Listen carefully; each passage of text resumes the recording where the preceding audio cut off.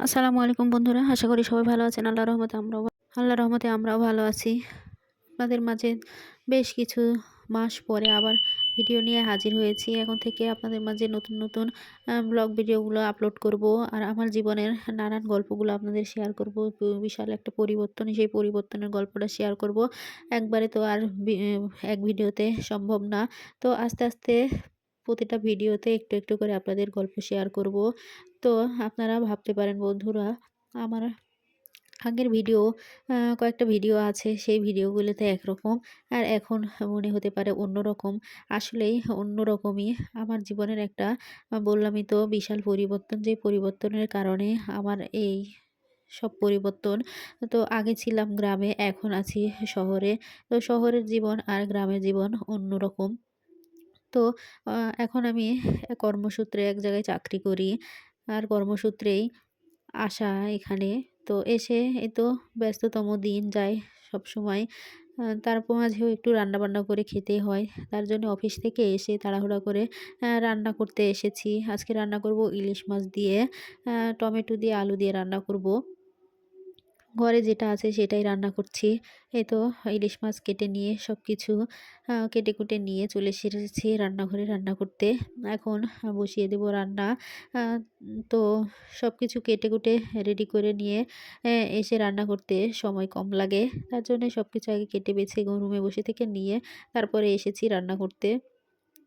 তো আমাদের রান্নাঘরে প্রায় ৪ টা গ্যাসের চুলা আছে। এটা সাপ্লাই গ্যাস। তো রান্না করতে সমস্যা নাই। ৪ টা চুলা, একবারে ৪ টাই উঠিয়ে দিলেও সমস্যা নাই।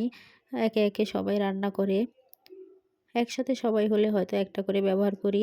আ তো এখন কেউ নাই। এই সুযোগে আমি রান্না করে নিচ্ছি তাড়াহুড়া করে। আর বেশ কিছু আজকে রান্না করব না, যেহেতু কালকে আ মাংস কি পোলাও যেকোনো একটা করতে হবে। বন্ধের দিন, বন্ধের দিন হলেই আ সবাই একটু ভালো-মন্দ খেতে চায়। তো মেয়ে আছে যেহেতু, মেয়ে ছোট মানুষ আবদার করে, বায়না করে যে এটা, এটা করে দাও। তো আজকে শুধু রান্না করছি একটাই তরকারি। প্রতিদিন তো ২ টা ৩ টা করে রাখি, যেহেতু কাজের সূত্রে বাহিরে থাকি। সারাক্ষণ রান্না করতে পারি না। একসাথে বেশ কিছু তরি-তরকারি রান্না করে রাখলে শুধু গরম করে খেতে সুবিধা হয়। আর এখন শীতের দিন সমস্যা নেই। রান্না করে রাখলে নষ্ট হয় না। আমার বাসায় যেহেতু গ্রামের বাড়িতে ফ্রিজ আছে, এখানে ফ্রিজ নেই। সবেমাত্র আমরা সবে এসেছি। এখনই কিছু করতে পারিনি। শুধু রুমটা নিয়ে থাকার মতো একটু করে নিয়েছি, এই যা। এখন সবেমাত্র নতুন চাকরি করছি। আস্তে, আস্তে ইচ্ছা আছে সবকিছুরই করার। আপনারা সবাই দোয়া করবেন আমার জন্য। আমি যেন ভবিষ্যতে আরেকটু আ ভালো করে জীবনযাপন করতে পারি। যে বিরাট একটা পরিবর্তনের কথা আপনাদের বলি, সেই পরিবর্তনের কারণেই আমার গ্রাম ছেড়ে শহরে আসা। আর যে আশা নিয়ে এসেছি সেই আশা যেন পূর্ণ করতে পারি। সবাই আমার জন্যে দোয়া করবেন। আমার সামনের দিনগুলো যদি আ যাতে ভালো কাটে। অনেক কষ্ট কারণে এখানে আমার আসা, আর এই সিদ্ধান্ত নেওয়া, এত বড় একটা সিদ্ধান্ত, মা-বাবা, আত্মীয়স্বজন সবাইকে ছেড়ে চলে আসা। তো সবাইকে রেখে এখানে আছি। একটা মনের মধ্যে কষ্ট নিয়ে কাজ করছি। কাজের ফাঁকে, ফাঁকে সবকিছু মনে পড়ে, তো ভাবছি আবার ভিডিওটা চালু করব। ব্লগগুলো বানাবো আপনাদের মাঝে। আমার প্রতিদিনের কাজকর্ম সবকিছু শেয়ার করব। সেই বলে আবার ব্লগটা চালু করা আমার চ্যানেলটা। তো গ্রামে থাকাকালীন নানান মানুষের নানান কথার কারণে আমি ভিডিওগুলো আ ইচ্ছা থাকলেও আপলোড করতে পারিনি।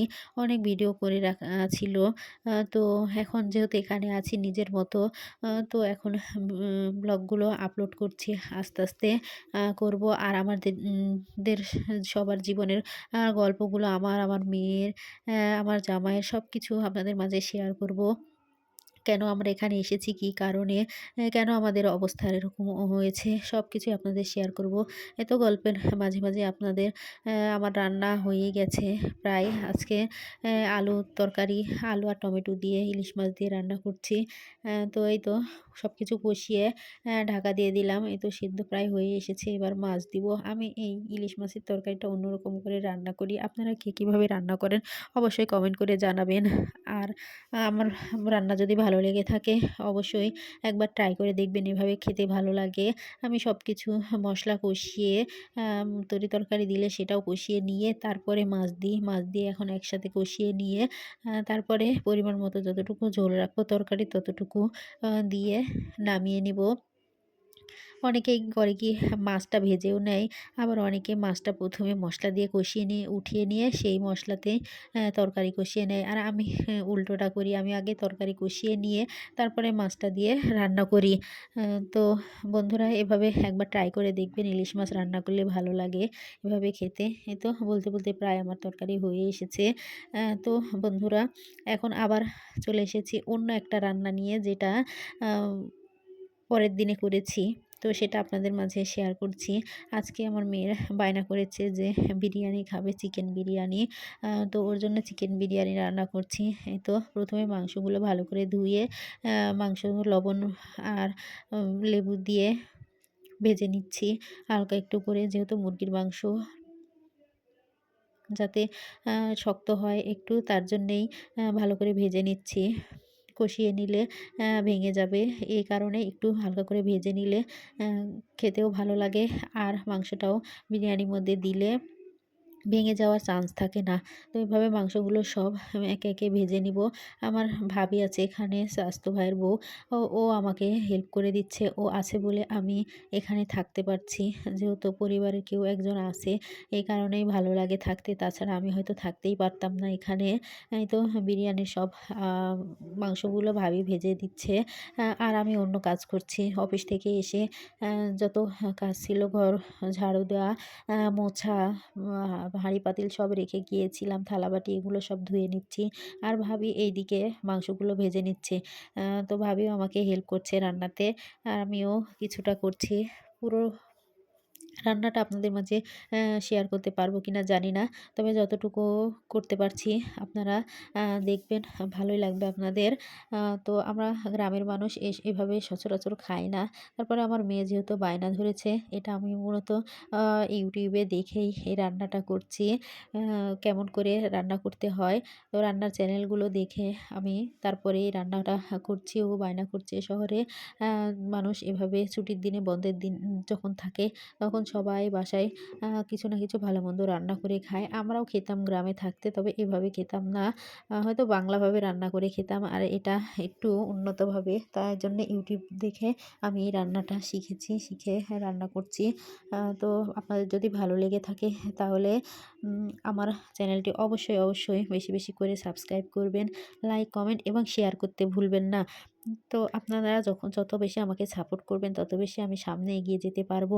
আপনাদের কাছে আকুল আবেদন, আপনারা আমাকে সাপোর্ট করবেন। হ্যাঁ, যেসব মানুষ আমাকে এসব করার জন্য কটু কথা বলেছে, নানান সময়ে নানানভাবে বাধা দিয়েছে। তো আমি তাদের ভয়ে আগে করতে পারিনি। ঠিক আছে? কিন্তু এখন মনে করছি যে সকল বাধা জয় করতে পারা যায়। মেয়েরা পারে না এমন কোনো কাজ নাই। সেই কারণে আমি আবার পুনরায় আ আমার এই চ্যানেলটি চালু করেছি। তাদেরকে আমি দেখিয়ে দিতে চাই যে মেয়েরাও সবকিছু করতে পারে। মেয়েরাও কোনো ক্ষেত্রে পিছিয়ে না। তো এই কারণেই আমি চাকরিও নিয়েছি, চাকরিও করছি।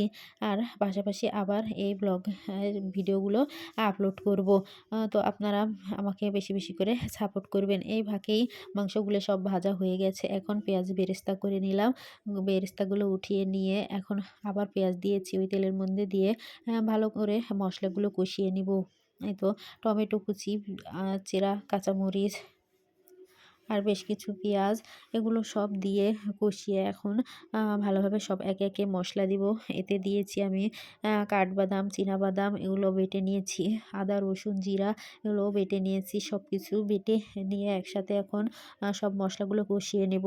আ এ ২ টা টমেটো দিয়েছি। যেহেতু সস ব্যবহার করিনি, আস্ত টমেটো দিয়েছি। এখন শীতকাল, শীতের সময় অনেক টমেটো পাওয়া যায়।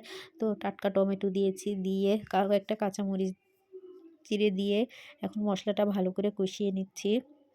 মশলাটা ভালো করে কষানো হয়ে গেলে এবার ভেজে রাখা মাংসটা এর মধ্যে দিয়ে দেব। এদিকে অন্য আরেকটা চুলায় আমি দুধ গরম করে নিচ্ছি, যাতে পানি, দুধ সবকিছু গরম দিলে চালটা তাড়াতাড়ি সেদ্ধ হয়ে যাবে। এটাতে কোনো ঠান্ডা পানি ব্যবহার করব না। তো দুধটাও আমি জাল দিয়ে নিচ্ছি। নিয়ে এর মধ্যে দিয়ে দেব।